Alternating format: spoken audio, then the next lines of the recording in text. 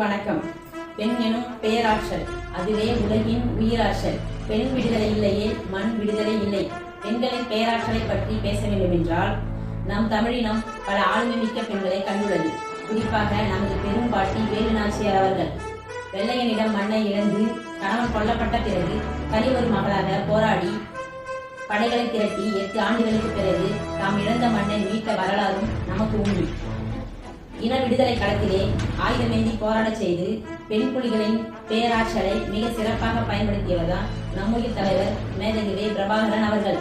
ஆணுக்கு பெண் சமமில்லை, ஆணும் பெண்ணும் சரிசமம் என்று 50 விழுக்காட்டை மகளிருக்கு கொடுத்து அரசியல் களத்திலே அறிவாயுதமேந்தி போராட செய்தவர்தான் நம்முடைய அண்ணன் செந்தமிழன் சீமான் அவர்கள்.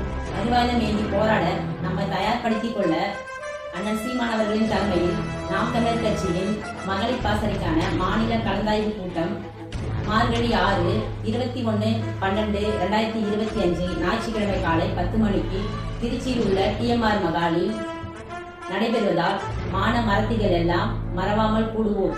நாம் தமிழர்.